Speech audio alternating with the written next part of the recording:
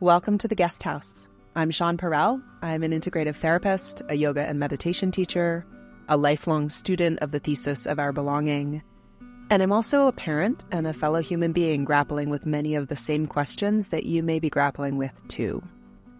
In these conversations, I'm turning to some of the folks I most admire, and together we're exploring the complexities and also the creative potential of being human in an era of radical change. Thank you so much for being with us.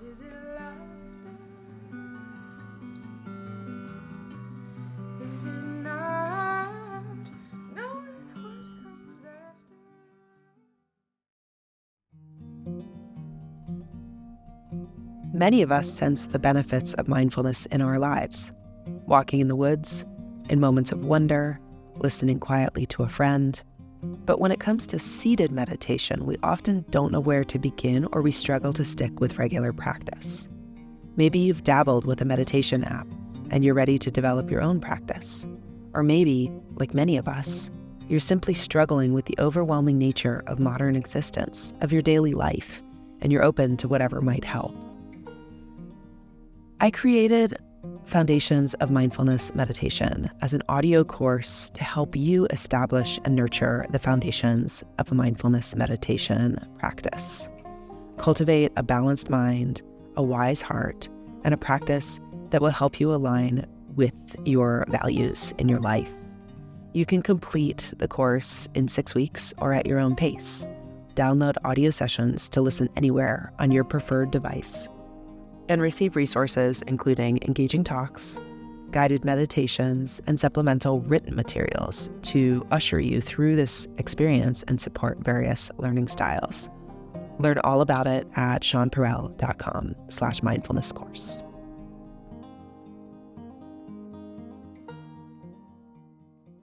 My guest today is Henry Shukman. Henry is a poet and an author and a Zen master in the Sanbo Zen lineage. He's the co-founder of the single path meditation app, The Way, founder of the Original Love meditation program, and spiritual director emeritus at Mountain Cloud Zen Center. Henry's most recent books are Original Love, The 4 Inns on the Path of Awakening, and the Zen memoir, One Blade of Grass. Henry has taught at Google and Harvard Business School and the Institute of American Indian Arts and Oxford Brookes University. You are not a lazy meditator. And Henry is also the author of several award-winning books of poetry and fiction. His poems have appeared in The New Yorker, The Sunday Times, and Financial Times. Henry has an MA from Cambridge and an MLit from St. Andrews. And Henry, I'm so happy and honored to have you with us today. Thank you for joining me. Well, I feel like an honored guest. Thank you for having me. And yeah, I know we both live in Santa Fe, and I've been hoping that we were just discussing our paths have kind of almost crossed or slightly crossed, but it's really nice to actually get real time together like this. So thank you for inviting me. Thank you. There's something in your book. Now, I've just been kind of poring over Original Love, and you spoke about Mountain Cloud Zen Center, and you said it's a built from the earth on which it stands. And I really felt that as a fellow Santa Fean, really registered for me, because I think it's something quite special about this place on earth where we live, that there is such a connection to the earth element. And I think a lot of people who have a sense of spiritual seeking, that find their way to Santa Fe because of this connection to the earth element. Yeah, I guess, Mother Earth, and there's also the huge Father Sky here as well. I was wanting to begin this conversation with a quote from your book, and I think it is actually quite a lovely segue from the simplicity of being. Okay, so may I? Please, yeah. All right. Page 6. This book is about joining wholeheartedly in the play of this cosmos, which bursts forth in a spectacular array of life on this planet. Here, the bare mineral desert of the galaxy in its vast, austere beauty, explodes in the wild play of life. This is the universe's garden. This right here is its treasured hothouse. Right here is where the cosmos blooms. And among the many forms in which it blooms, here's the creature, you, that has enough consciousness to be cognizant of its situation, to know how it evolved to be what it is, and to be aware of its own awareness, and to discover in its very bones that it is part of the whole of creation. The universe is blooming right now as you. So, okay, here is Original Love, your most recent, really beautiful, beautiful expression of consciousness. And you're pointing us toward, right from the very beginning, a remembrance of belonging, a remembrance of source, a remembrance of this here and now. And so I would love to just kind of begin with this idea of original love as our true nature, as our original face, as the unconditional at the heart of our existence. I wonder if we could just kind of begin with the premise, the context for this conversation and for the path of practice that you are inviting us toward. So I can, my mind was just thinking layers and layers of context. Where do they end? But I think, I mean, just a note on me. I started meditating in my early to mid 20s, and it's been a critical thread all through my life. And it got more serious in a sense. I got more committed to it. I was doing it all along, daily, but I ramped it up I ramped up my commitment to it as something more than just a kind of helpful maintenance sort of adjunct to my busy life kind of thing. In my early 40s, actually, when I met a Zen teacher I'd met several before who I love and appreciate dearly. But this guy, I particularly suddenly realized, oh my gosh, there's a whole other thing you can do with meditation. It's not just about being part of one's mental health or general wellness regime. It's a journey of deep exploration. I kind of intuited that before. I was sort of aware of that before. I'd had glimpses of the kind of radical insights you could get while meditating, or not while meditating, but because you had a meditation practice going on in your life. But somehow I hadn't quite realized that there was a training, a real training you could be led through. And obviously that comes in many forms, in many different traditions. And when I happened to meet this particular guy who I could very easily trust because he was pretty ordinary. He was a recently retired lawyer. He'd retired young, who was running two charities, and was just a kind of ordinary guy. But he had gone deep into the possibilities of meditation and himself been kind of thoroughly trained, and it hadn't sort of made him strange and unusual and kind of in some way sort of set apart, whether by means of strange, foreign garb, costume or liturgical practices. And it was just, he was an ordinary guy wearing a fleece all the time, in London, and Oxford. And so anyway, the point being that I then realized, man, there's a training you can do, a real deep training. And I wanted it because I sort of I hoped I might get somewhere, nowhere near as far as he had got, but somewhere in that direction in terms of just clarity, peace, immediate sense of presence, that seemed pretty consistent. And yeah, also deep insight into the nature of things, and seeing through the sense of self and get deeply into what, anatta or anatman really means, no Mhm. self, what that really means, and what emptiness really means, not as a concept, but as an actual lived experience, which didn't make him weird. It Mhm. sort of it made him all the more human, really. But this book, what is this original love idea? And I know it's a bit corny to use the word love, but in that sense, it's anything.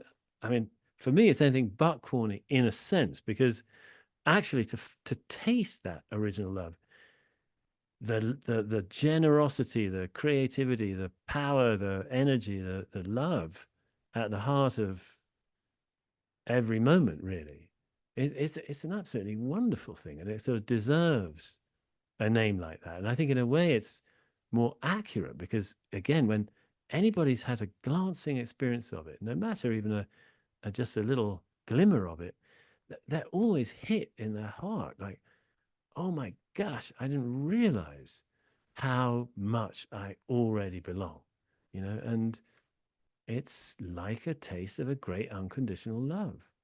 In Sanskrit, right, there are 96 words for love. And in English, we only have love, right? It's so silly. It's like, and so when you say it's kind of corny, but no, what I think is what you're pointing to and saying original love is the love that is our origin, right? The Yes, love that is, we could say, divine. absolutely.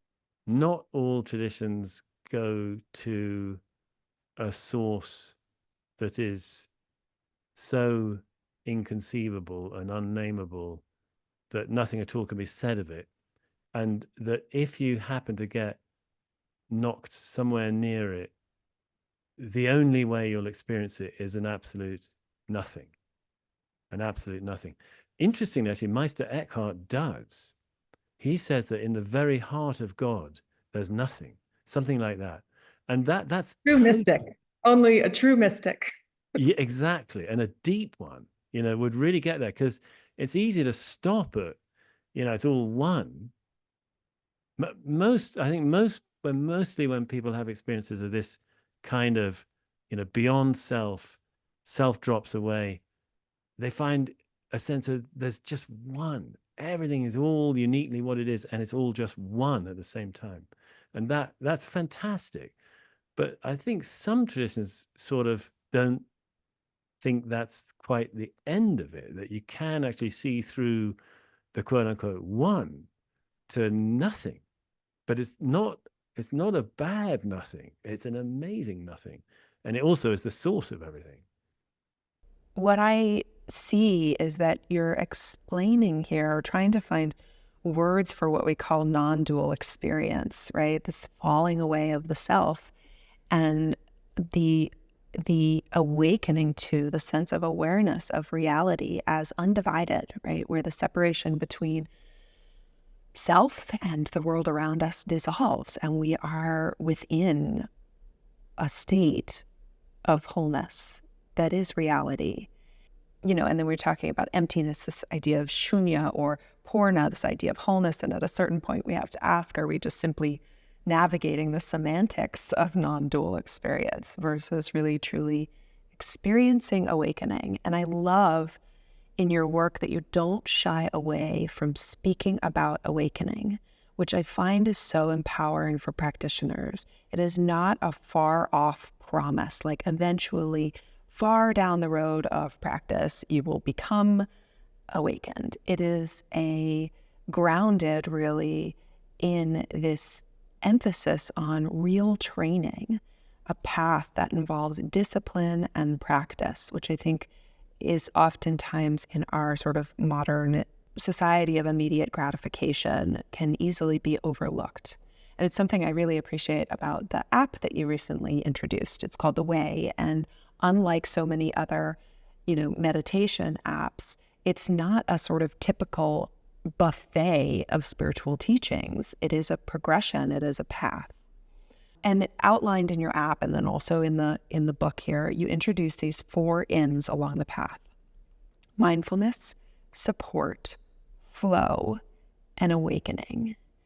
And I mean, we could sort of sink down into each one of these and spend years exploring them, but I'm particularly just in this moment sort of wanting to explore the interplay between mindfulness practice and awakening. So, in your journey, you experienced a moment of spontaneous non-dual awareness at the age of 19, a moment of kensho, of awakening. And later, you describe how mindfulness practice became a scaffolding for cultivating these experiences more and more profoundly with more depth, stability, and capacity. So could you speak a little bit to the relationship as you've experienced it and how you hold this body of teachings for students of what is the relationship between mindfulness practice and awakening? How do you see these practices playing off one another on the path? Yeah, thank you. I love that question, and so you put it extremely well. I mean, in a nutshell, I think kind of we need both. You know, I think, and the reason for that is the thing about awakening is, just to define it a bit, it's a glimpse, or it's a state, or it can become a more stable capacity to be aware of this whole entirely different way of experiencing this very moment, which is not anchored by a sense of me. That's probably the fundamental thing, is that the sense of me has just become porous, or it has evaporated, or it's become smoke, or it's seen for never having been more than a kind of trick of the light. And we it may just be a momentary glimpse. Oh my gosh, what was that? I didn't seem to be here, and then I'm back. Okay, now I'm back. And it could be just a glimpse, or it can become more attenuated, and it even can become more stably not referenced. I don't claim to have gotten there myself. I have my periods that are clearer and periods that are less clear, and so on, like anybody else. But here's the thing: is that the problem that I saw, and maybe I still see to some extent, is that the way practice is taught, whether it's in modern mindfulness, which of course is everywhere now, or whether it's in the old traditions such as Zen, is they tend to kind of lean a bit more on one or the other as the emphasis. And certainly in the Zen training that I went through, there was a lot of emphasis on, it's about awakening, and that's not enough. Beyond awakening, there's a deeper kind of experience that will really allow you to stably sort of integrate, embody awakening to the point where you forget about it entirely and you just lead an ordinary life. You've been through the whole process. You can forget about the whole business, and on the other hand, a lot of modern mindfulness teaching, it might use the word awakening, but not in that sense. It can, so you say, we awaken to how troubled we are, or we awaken to how to tend our suffering more kindly. Which, I mean, you can use the word any way you like, but that's a really different thing from this kind of non-dual awakening. So I use the word awakening in that non-dual sense. Non-dual meaning that the duality of me in here and that everything else out there has collapsed. So that's why it's called non-dual, because subject, me, and object, the whole world, have somehow ceased to exist. Everything's existing, but me and it has gone. That's hence non-dual. But the thing is, it's crazy to sit for years, meditate for years, hoping to have a glimpse of awakening, when all that time you could be doing extremely helpful work on mindfulness, absolutely developing your own capacity to be with your troubled heart, absolutely recognizing the kind of reactivity that might come up in different kinds of relationship and different kinds of moments of interaction, and how to be more cognizant of that, how to become more responsive and less reactive, and how to dial down this frazzled nervous system when necessary. And all of that is invaluable stuff for a human being. And so I think there's an early Chinese, I mentioned this in the book, and I know I'll be repeating this to you, you'll have seen it, but there's an early Chinese view of practice, the early Chinese Buddhists, this is kind of mid-first millennium, that practice is a cart track that has two tracks one for either wheel.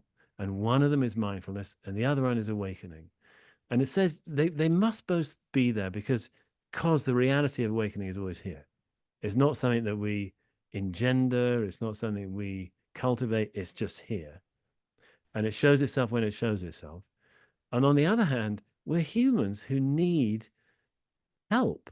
And the mindfulness training is a progressive, gradual path of cultivation that, boy, can it help us. So we got to have, really, you kind of can't have one without the other, I think. Is just, do they create the conditions for each other? In other words, do moments of awakening then inspire the day-to-day work of mindfulness within ourselves, within our relationships, in service to the world? And also, I think we kind of already know this, but the day-to-day work of slowing down and creating space to deepen in reality is the way into states of wakefulness. Yes, I agree with that. And I think what I've tried to lay out in the book and also in the app is so maybe slightly finer grained distinctions, because, for example, that second in that you mentioned, support, it's about finding connectedness, really. And that's a kind of, that's a different sense of self that we have there. We've dropped down a level. We're into something sort of truer and deeper. And when we touch it, we feel it. The heart's engaged. We're more embodied in this world. And but it's still not awakening. You know what I mean? It's like, it's still not a non-dual thing. But man, is it helpful. So I think acknowledging that as well. And then flow states are just fantastic. And they are also a kind of deeper and more fulfilling experience of any moment and of any activity that we're engaged in, where we drop in and we're not so self-conscious and we lose track of time and we're really absorbed. It's a beautiful thing. And of course that can happen in meditation, but in a dozens and dozens of other activities as well. And that too is not quite the same as these non-dual glimpses where we really discover non-separateness. So I guess I'm just saying, I totally agree with you that the gradual path of cultivation totally opens up the greater possibility of flashes of awakening. And awakening itself gives a lot more space for our mindfulness practice to flourish. So they really feed one another. I wonder if, when a student comes and describes in the best language that they can, a glimpse of awakening, of non-duality, what is your counsel to support, to integrate, to have a quality of guardianship for those experiences, such that they actually can be integrated in the way that you're describing, of creating the spaciousness to steady ourselves in practice? Yes, that's a great. It's an ongoing sort of concern and kind of, I was going to say, riddle. That because awakening is a law unto itself, and in a certain way, we can't. I mean, I'll tell you what I often will say is like, don't stop practicing. Don't cling to that. Don't try to keep it alive. It's here anyway. You just were granted a glimpse of what was here anyway. And it came for whatever reasons. But right now, you just meet what is with yourself as you are. Just be with what is. I think, somehow it's, and I know that's actually that's quite hard, I think, advice to follow, because anybody who's had some glimpse of this stuff, and it may last, they may have a powerful flash that's really quite brief, but there's a long afterglow. Could be days, could be weeks, occasionally it's months.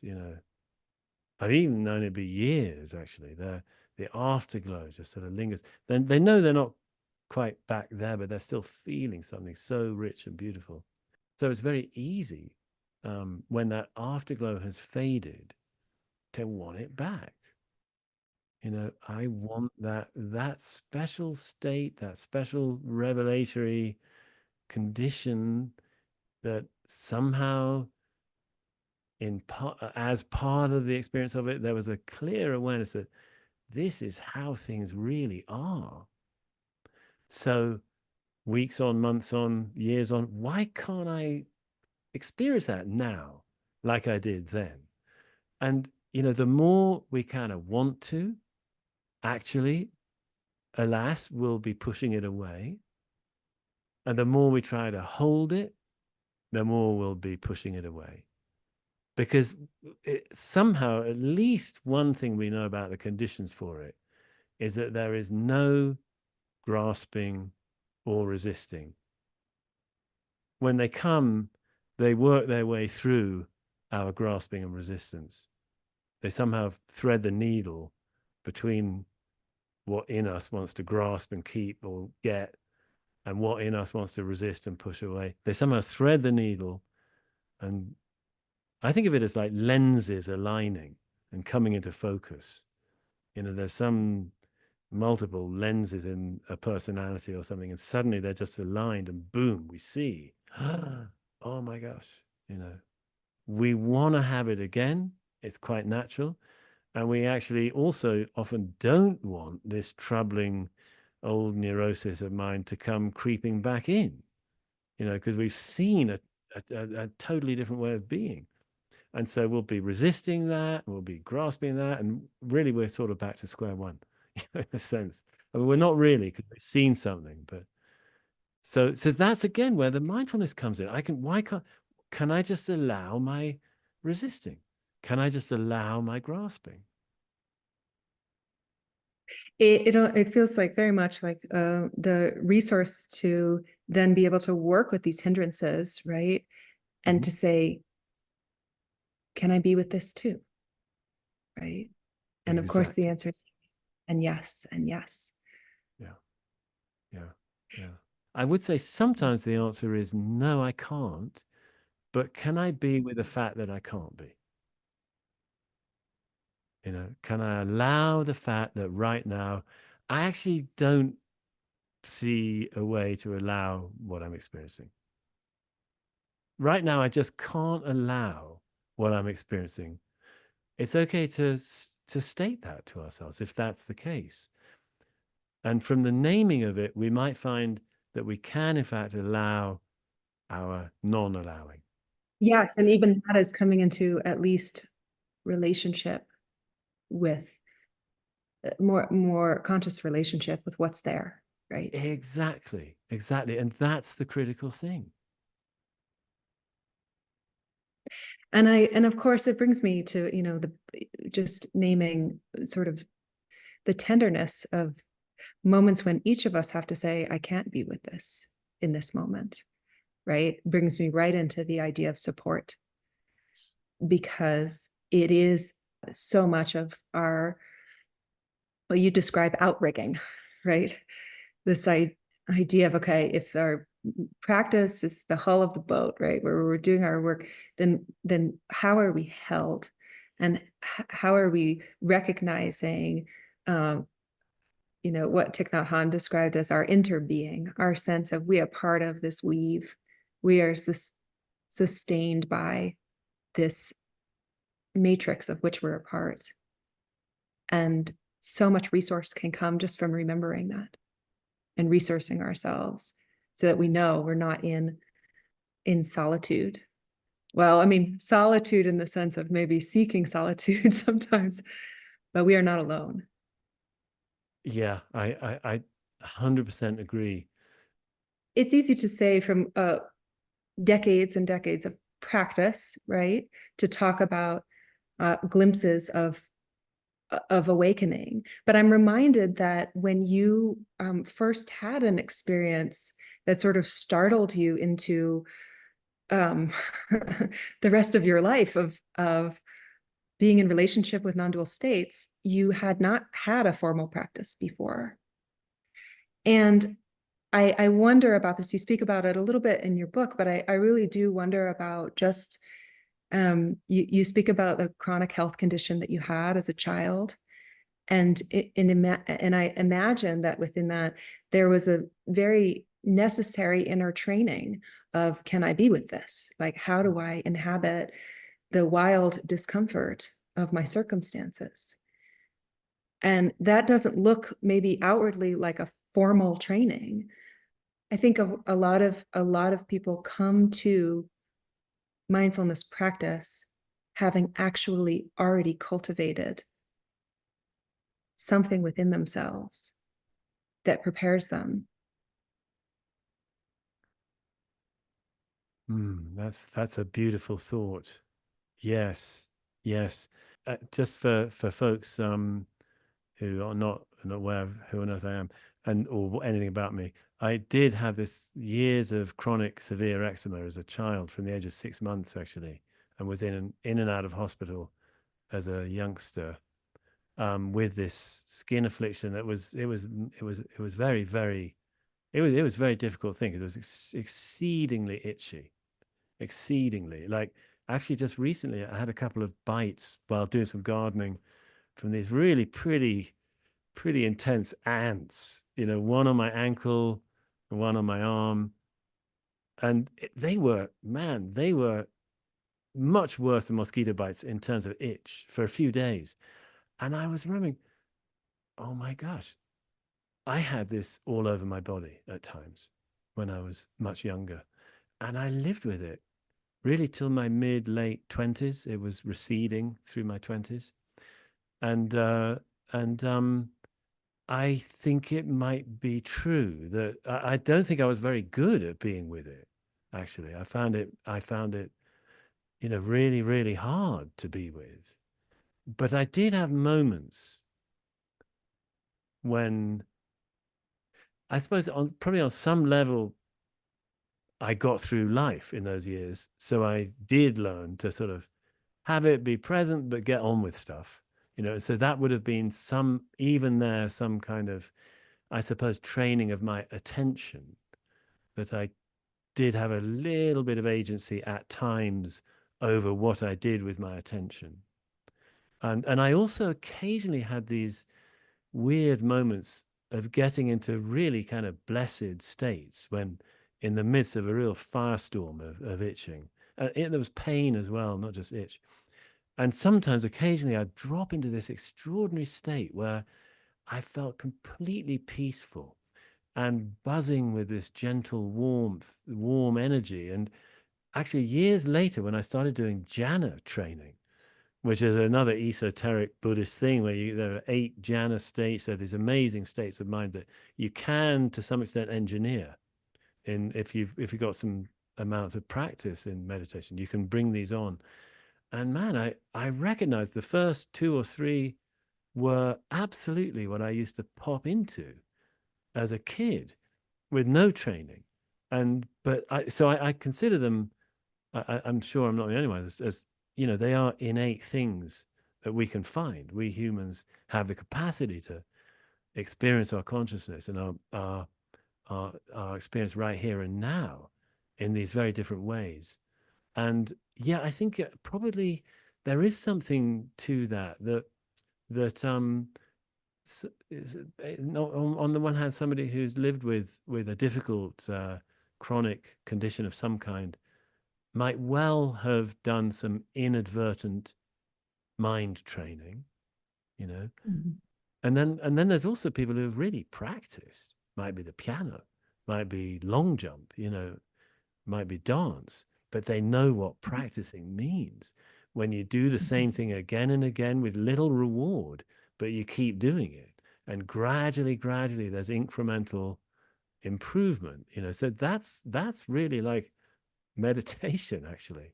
It's being prepared to just sit down and do it without expecting much from it. I remember at some point in my training, I was thinking, wow, what if one day I'll be grateful not for what meditation has given me, but for what I've given to it? That somehow meditation was something here that I could just keep giving attention, time, effort to, that had no very obvious tangible rewards, like working on any kind of project or working a job or something.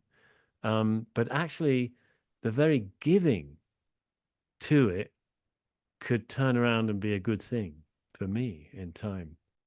When you were speaking about, playing the piano, I at some point traced back in my life and realized what I found in terms of states of flow in my yoga practice actually existed in other forms earlier in my life.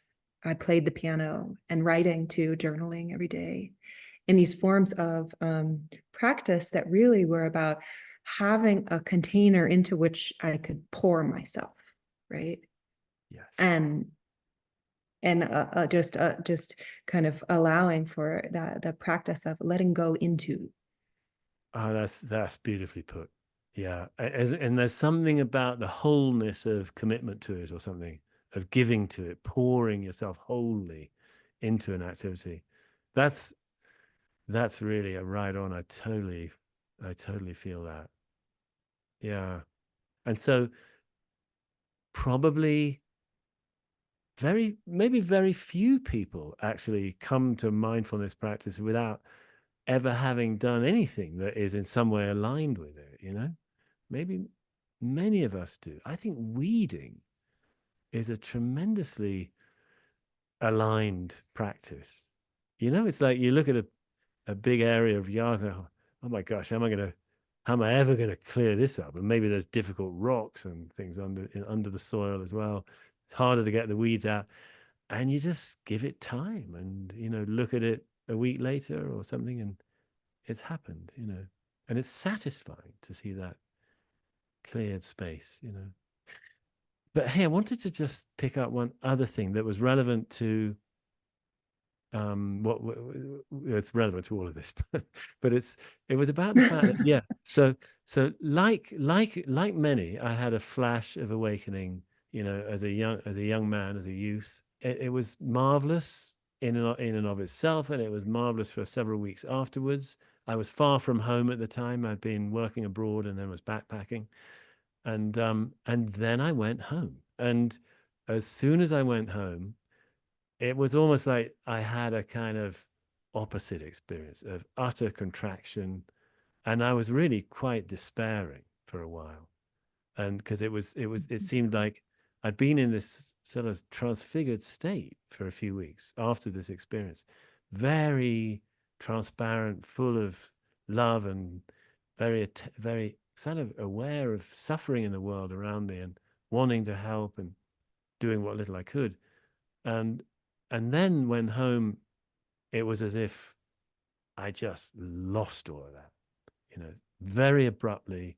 And it was very traumatic, really. It was, I think, in the way I understand it now, really, was that the trauma of my childhood, actually, which I'd compartmentalized, I think, somewhat at least, while a child, in order to function, and adapted to, of course. And in some way, I'd lost my adaptive personalities in that moment of awakening, and had truly become kind of, in some way, very, very open and very kind of free and very alive. And then I came home and I had no resources whatsoever, really. And all of the unhappiness of my childhood homes, two of them, just swamped me. And I was re-traumatized.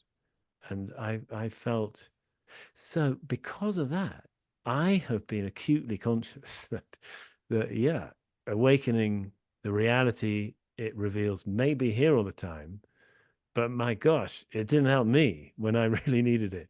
I needed therapy. I needed slow, painstaking mindfulness training. I needed a path of practice, and it took me a few years to get to those, by the way.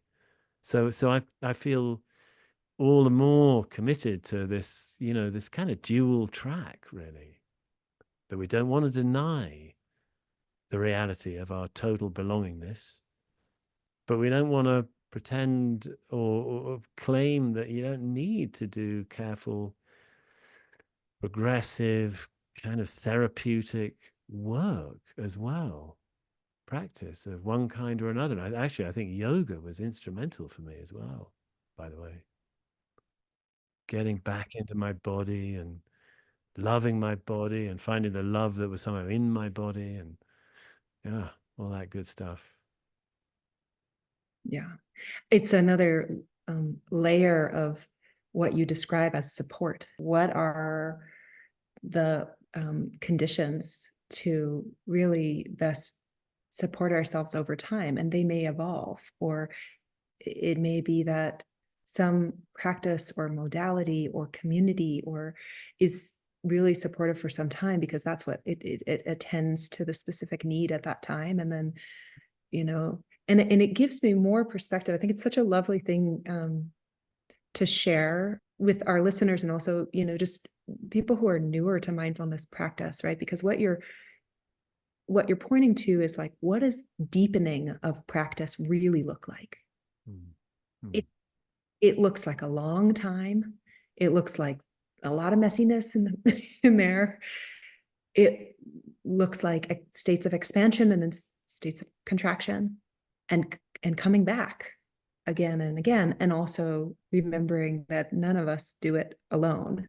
In fact, I heard recently John A. Powell, who is a mindfulness teacher who focuses on social justice, and he spoke about how our idea of practice being kind of a solitary pursuit is basically a Western construct and is actually connected to some of the values of sort of whiteness over time, like this kind of sense of, we can do this on our own, or there's some kind of we don't belong to everything else, but there's some hierarchy that sets us apart. And I think it's a really powerful reminder to say, what does it really mean to not just tap into original love, but more and more to embody, to remember, and to reflect in the spaces around us, right? I mean, I think it's extremely important. And I think there's such a strong tendency for people to think of mindfulness practice just like you're quoting John Powell saying that, as a solitary thing. The same way I go to the gym and I got to lift weights, do my reps, I got to do my mindfulness on my own. And it's really not right. It's always a practice of receptivity, really. Yeah, we do, there's an element of self-discipline, which will be second nature for someone like you who's had decades of practice of different forms. But that's not always a given for people who are used to sort of self-discipline in some other areas. But when it comes to a personal journey of some kind, it may be harder for them. But actually, so there is that piece of self-discipline to just keep showing up again and again, regardless, and without really seeking any immediate return. So I think that's actually, I think of that as a quality of patience that develops more and more over time. And it's ironic, really, because the more patience we have, the less we demand of our practice. And actually, the better our practice will sort of go, And it can be an issue. I think probably the young male psyche might be particularly inclined to try to sort of force its way through, and I'm going to get whatever it is Right up the up to the top of the mountain. Exactly, on my own. I'm going straight up, And anyway, but really I think actually, if we learn patience, sometimes I wonder, really, almost, do we need anything else?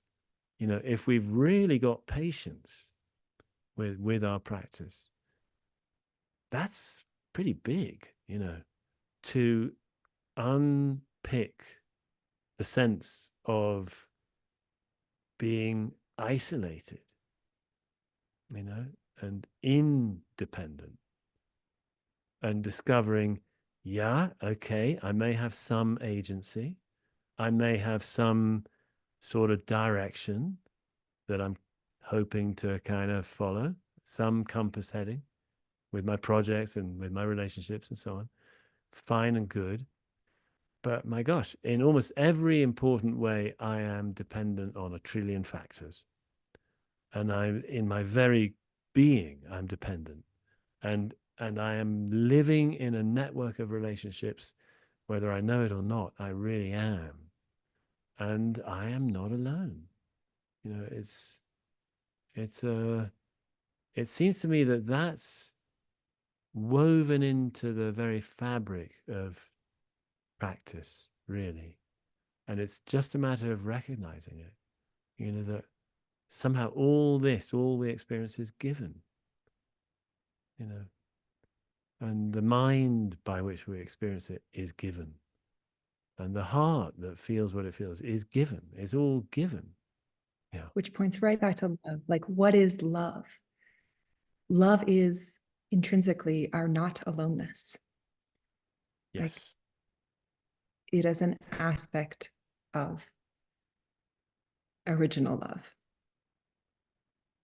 Exactly. Exactly. And you've just touched on another kind of element or thread in the weave of you know what I'm trying to share in this book is that actually we can all taste original love. Often we don't need cataclysmic awakening experiences where our sense of self and world is radically changed. We don't need them, actually. Every time we're quietly sitting and we go from a state of some kind of inner overwhelm or some kind of torment or something troubling us to that little shift where we can allow our condition to be as it is, something rather beautiful happens. It may be a tiny little shift, but it's a little drop of sweetness comes in, of tenderness. And I think that is actually a taste of the same original love. You know, and every time we recognize, wow, you know, this very body is made up of the stuff of this planet. You know, it's the stuff of this solar system. It is a piece of the planet walking and breathing and being conscious. Even just a little glimpse somehow of the depth of our connectedness. That also brings this kind of softening and tenderness and the sense I really am not alone. I'm actually part of something, you know, and it doesn't have to be a, you know, really sort of decisive, strong, you know, radical insight. It's just a little sense, but it's enough to make a big difference to our day. And that also is a taste of original love. So I'm kind of advocating, on the one hand, hey, it's great for us all to be aware that there is this very remarkable other way of experiencing everything that's designated by the term awakening. But hey, at the same time, we can get beautiful, subtle, little hints of that make a big difference to how we experience this life in the midst of our daily round. It's really the presence of beauty when we turn our attention toward it, wherever it is. And beauty actually can be staggering, or it can be so quiet. Beauty can be at the center of grief, you know, and equally in moments of unabashed joy. it can be in the most ordinary things. You know, sometimes I'm just sort of momentarily stunned by the beauty of a sofa, just sitting there, an unremarkable sofa, just sitting there patiently, kind of offering itself for people to sit on it, should they choose to. There it is. Or, you know, a garbage can. Can't that actually be beautiful? Isn't it beautiful?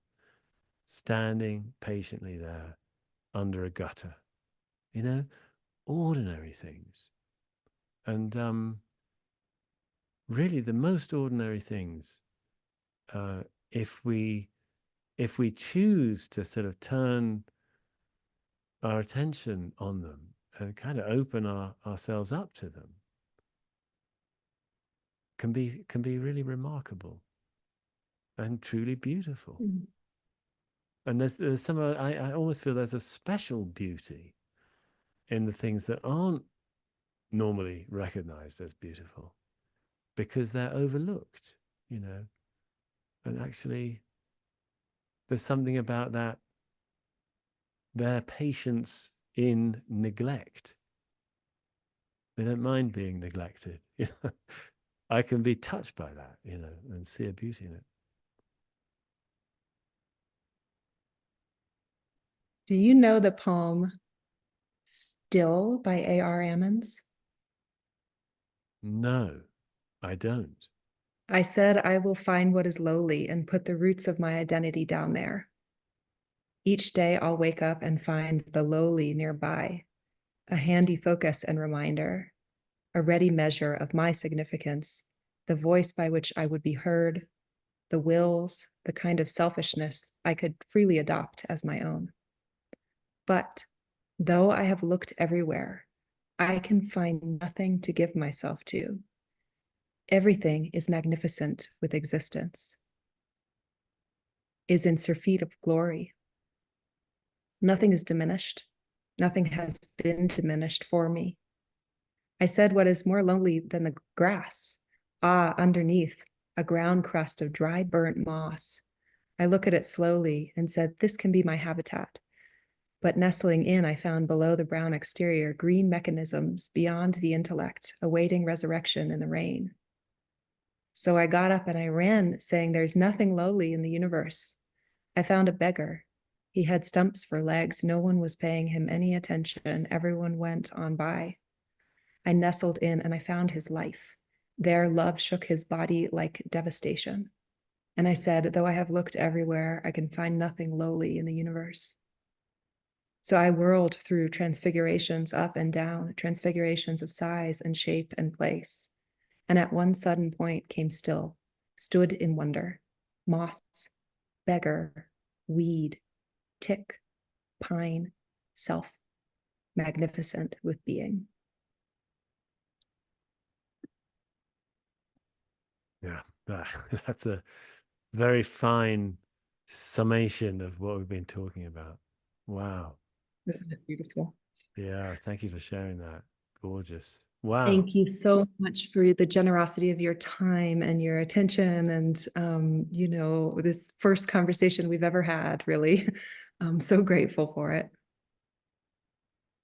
Me too, Sean. I'm very, very happy to get to connect with you like this. And I think I've really enjoyed this. I hope that your listeners will find something fruitful for them. Hey friends, thank you so much for listening today. If you find value in these conversations, here's how you can support. Become a subscriber at seanperel.substack.com, and please rate, review, and share your favorite episode with a friend.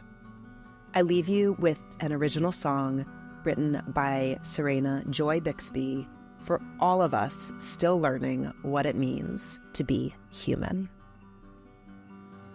Is it love? Is it hate?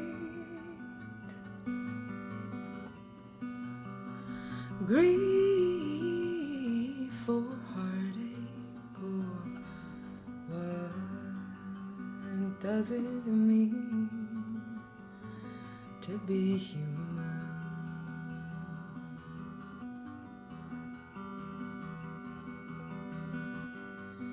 Is it tears? Is it laughter? Is it not knowing what comes after? What does it mean to be human?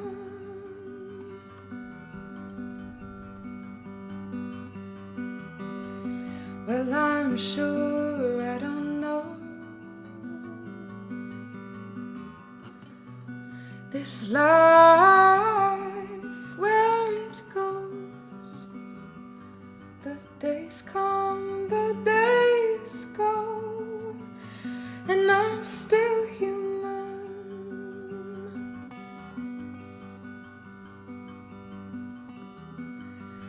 Oh, one thing I know for sure is I'm looking for more.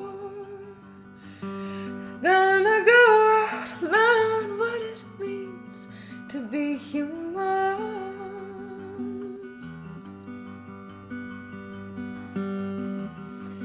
I find the joy in the mess. Oh, I'm just doing my best.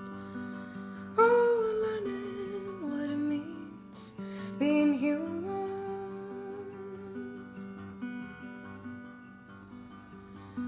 Oh, learning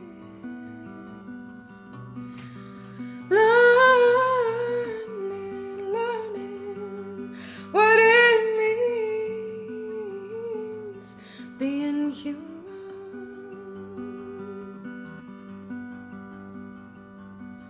I'm learning. Oh, learning